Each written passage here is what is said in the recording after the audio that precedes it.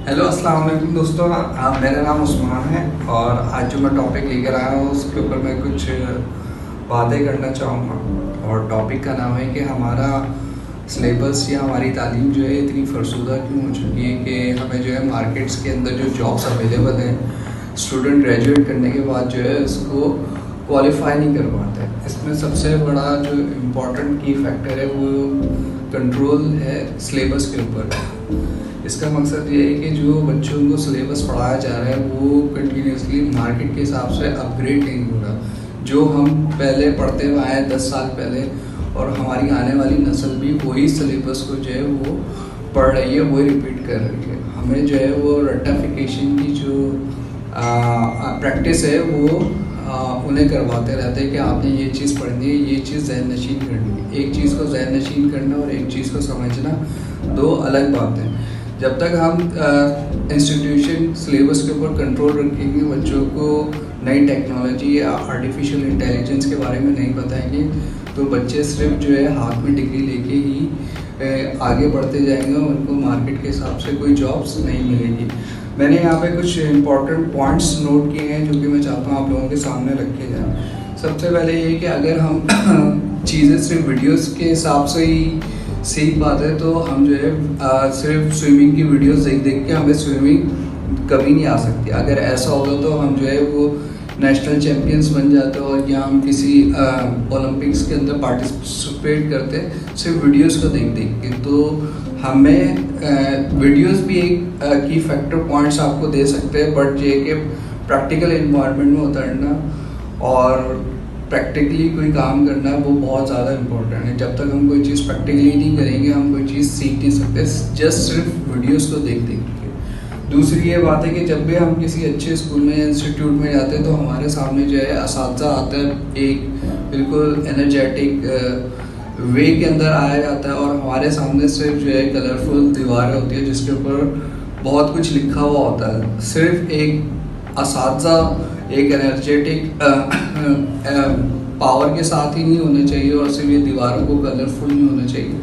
ये भी सिखाना चाहिए कि जो आप पढ़ के जा रहे हो इसकी जो है ग्रेजुएशन करने के बाद, पढ़ने के बाद, इंस्टीट्यूट से निकलने के बाद आपकी वर्थ क्या होगी। जब तक आपने कोई प्रैक्टिकली कोई काम ही नहीं किया होगा तो आपकी वर्थ जो है वो ज़ीरो के बराबर होगी।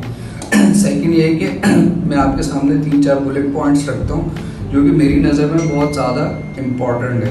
फर्स्ट ऑफ ऑल डूइंग्स, मतलब ये है कि आपको प्रैक्टिकली कोई काम करना चाहिए। कोई चीज़ जो है अगर आपने कोई चीज़ लर्न करी है वीडियोस से देख के या आपने अपने असातिज़ा की कोई चीज़ सुनकर या कोई लेसन लिया है तो उसको प्रैक्टिकली कहीं इन्वायरमेंट जाके इम्प्लीमेंट करना वो बहुत लाजमी है।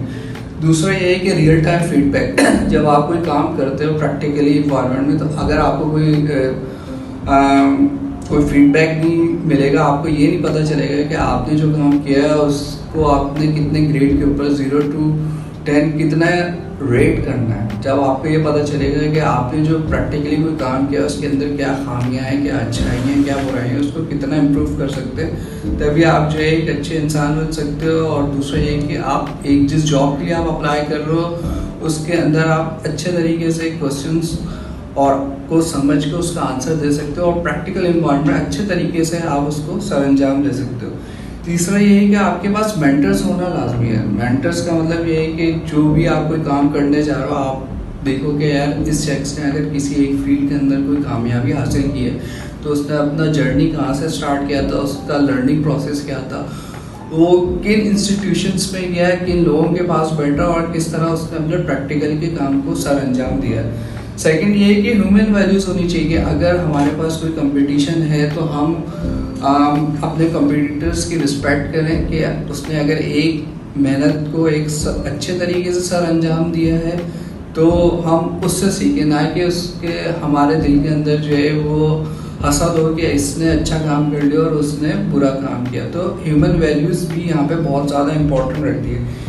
तीसरा ये है कि हमारे पास जो है पॉजिटिव इंसेंटिव्स होने चाहिए कि अगर हमने कोई एक अच्छा काम इनिशिएट किया है तो हमें जो है वो रिवॉर्ड मिलना चाहिए। रिवॉर्ड से क्या होता है कि हम लोग जो है उस काम को अगर हमने 5 लेवल पर किया है तो हमारे दिल के अंदर ये ख्वाहिश जागेगी रिवॉर्ड लेने के बाद हम उसको जो है नेक्स्ट लेवल तक लेकर जाएं और उसके अंदर इम्प्रूवमेंट्स लेके आएँ।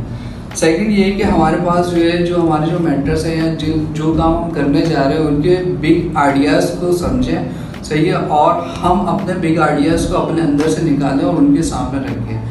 तो मेरे ख्याल से बिग आइडियाज़ भी एक बहुत ज़्यादा इम्पोर्टेंट रोल प्ले करता है कि हम अपने अंदर के बिग आइडियाज़ को निकालें और उसको जो है मार्केट करें और लोगों के सामने रखें, ताकि हमारे बिग आइडियाज़ सिर्फ हमारे अंदर ही ना कि स्टार्ट हो और वो ख़त्म हो जाए, अंदर से हम लोग बाहर निकाले बगैर ही उसको बिग आइडियाज़ को भी प्रमोट करना चाहिए।